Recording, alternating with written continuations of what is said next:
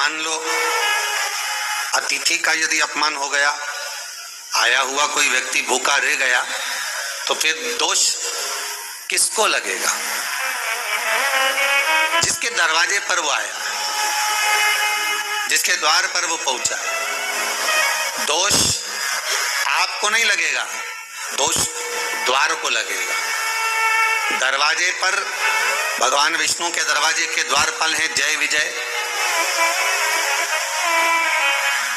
भगवान शिव के भी दरवाजे के द्वारपाल वीरभद्रादिकाधिक हैं, माता लक्ष्मी के दरवाजे के द्वारपाल भी हैं, माँ आद्यशक्ति जगदम्बा के दरवाजे के द्वारपाल भी हैं, राधा रानी के दरवाजे के भी द्वारपाल हैं, भगवान कृष्ण के दरवाजे के भी द्वारपाल हैं। तो द्वारपाल का मतलब ये नहीं होता कि तुमने किसी को पैसा देके दरवाजे पे खड़ा कर दिया हो कि यहाँ खड़े रहना दोनों, 5-5 हजार रुपये महीना तुमको देंगे, 5 इधर वाले को 5 हजार इसको देंगे, और ऐसा तलवार लेकर डंडा लेकर खड़े रहना हो, बंदूक लेकर। तो इसका मतलब केवल ये नहीं होता कि तुमने द्वारपाल खड़ा कर दिया तो द्वारपाल का मतलब अच्छे से समझना कि द्वारपाल किसको कहा गया। द्वारपाल तुम किसी को पैसा देकर खड़ा करो वो द्वारपाल नहीं है, किसी को धन देकर खड़ा करो वो द्वारपाल नहीं है। द्वारपाल का मतलब ये होता है कि जिस दरवाजे से आप प्रवेश करे हैं उस दरवाजे पर जो 2 फाटक होते हैं, उस दरवाजे पर जो 2 चौखटें होती हैं, उस चौखट के भाग को ही द्वारपाल कह दिया गया। और वहां पर ऐसा कोई संसार का मानव नहीं है जिस संसार के मानव के दरवाजे पर कोई ना कोई द्वारपाल ना हो। प्रत्येक मनुष्य के घर पर अगर चौखट लगी है तो चौखट पर द्वारपाल है। ये जो पत्थर की जो चौखट होती है ना, ध्यान दीजिएगा, बहुत थोड़ा सा लगेगा लोगों को कि महाराज जी आप बोल रहे हैं, पर वास्तु शास्त्र के अनुसार अगर आप अच्छे से वास्तु शास्त्र को पढ़ेंगे, निकालेंगे, उसका स्मरण करेंगे तो आपको ज्ञात होगा कि लकड़ी की जो चौखट होती है उसमें द्वारपाल का महत्व होता है। पत्थर की पेलरिंग कराकर जो चौखट तैयार करी जाती है उसमें द्वारपाल का भाव समाप्त हो जाता है। इसका थोड़ा सा ध्यान रखना चाहिए कि आपका मुख्य दरवाजा, आपका मेन दरवाजा, आपका जो द्वार है उस द्वार पर आप कुछ भी कर इसलिए आज के जमाने में कह दिया जाता है कि आप एक काम करो कि अगर मान लो आपने लकड़ी का चौखट नहीं लगाया है, लकड़ी की चौखट नहीं तैयार करी है, तो कह देते हैं कि इसमें यहाँ पर बंदरवाल बांध दी जाए, पत्ते बांध दिए जाए। बंदरवाल बांधने का महत्व ही यही है कि आप उस लकड़ी की चौखट को जब लगा देते हैं तो उस पर द्वारपाल आकर विराजमान हो जाते हैं। अब कौन द्वारपाल?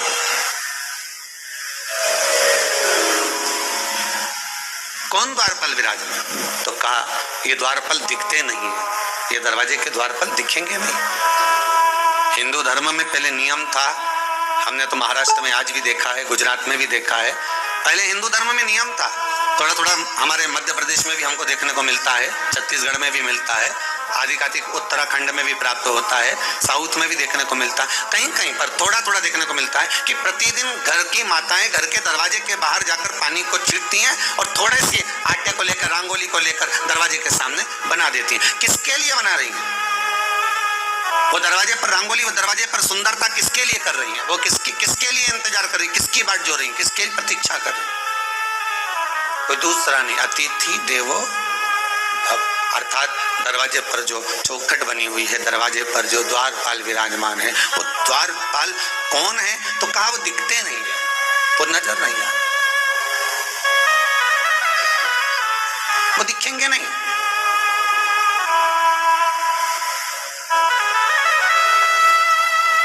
वो केवल आपके द्वार पर खड़े होकर तुम्हारे दरवाजे पर से अगर कोई भूखा जा रहा है तो वो द्वारपाल उसका दोष देते हैं।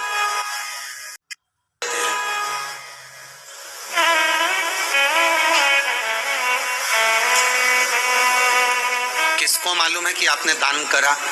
किसको मालूम है कि आपने पुण्य करा? किसको मालूम है कि आपने सत्कर्म करा? किसको मालूम है कि आपने भगवत स्मरण किया? वो केवल एक का खाता, वो है द्वारपालों का खाता। क्योंकि दरवाजे पर कोई आया और आपने उठाकर कुछ दिया तो दरवाजे के द्वारपालों ने वो देख लिया, दरवाजा उसकी साक्षी है, द्वार उसकी लाए डायरेक्ट ले गए, वो तो एक अलग बात होगी, उसको छोड़ दो। पर अगर आप अंदाजा लगा कर देखेंगे तो जब कोई व्यक्ति मरता है तो मरने वाले व्यक्ति को भले एक्सीडेंट से मरा हो, सुसाइड करा हो, कुछ भी करा हो, अपनी मौत से मरा हो, मृत्यु आदि से, जब वो मर गया किसी कारणवश तो उसको सबसे पहले घर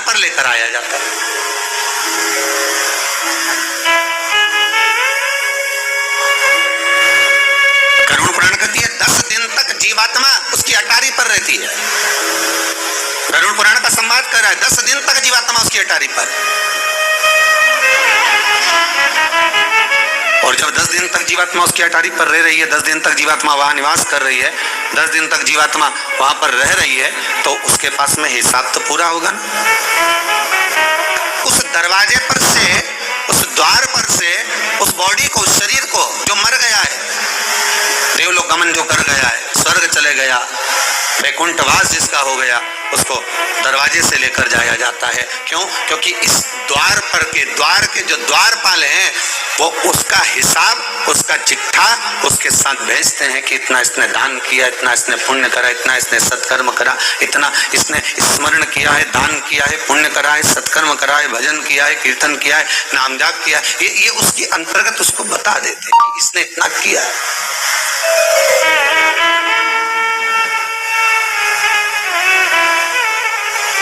इसलिए द्वार की बड़ी महत्वता है, दरवाजे की बड़ी महत्वता। उस दरवाजे का, उस द्वार का जो महत्व है, द्वार का जो क्रम है, वो कुछ साधारण नहीं है।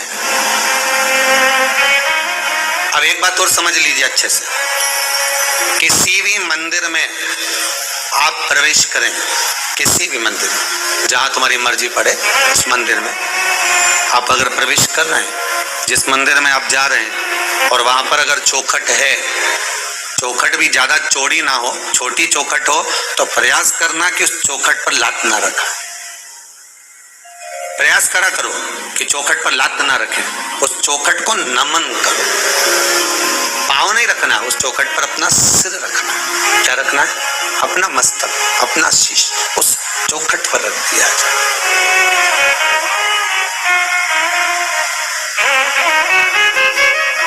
वो कहे ना, तेरी चौखट पे हो भोले बाबा, सिर हमारा झुका ही रहेगा, जब तलक तुम नहीं दोगे दर्शन, सिर हमारा झुका ही रहेगा।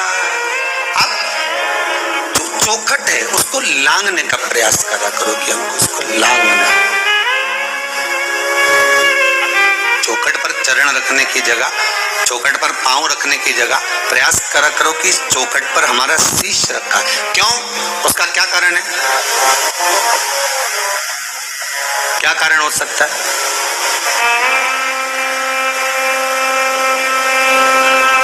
उसका एक कारण, जिस चौखट पर आप अपना मस्तक रखे हो, प्रणाम करे हो, जो द्वारपाल खड़े हैं, वो द्वारपाल आपसे धन नहीं ले रहा है। और सरल भाषा में ये संवाद अपन बाद में कह सकते हैं, पर अपने को सरल भाषा में, बैंक में अंदर नहीं जाने दे रहा है, चौकीदार खड़ा है, चौकीदार मतलब द्वारपाल। फैक्ट्री में अंदर नहीं जाने दे रहा है, द्वारपाल खड़ा है। मंदिर के अंदर नहीं जाने दे रहा है, द्वारपाल खड़ा है। क्या करोगे? और तुम्हें जाना जरूरी है। 500 का नोट निकाला, किसको दिया? जम के बोलो, उसी द्वारपाल को दिया। तो वो अंदर भेजेगा कि नहीं भेजेगा? अंदर से बोल के आएगा, सर कोई आया हुआ। अब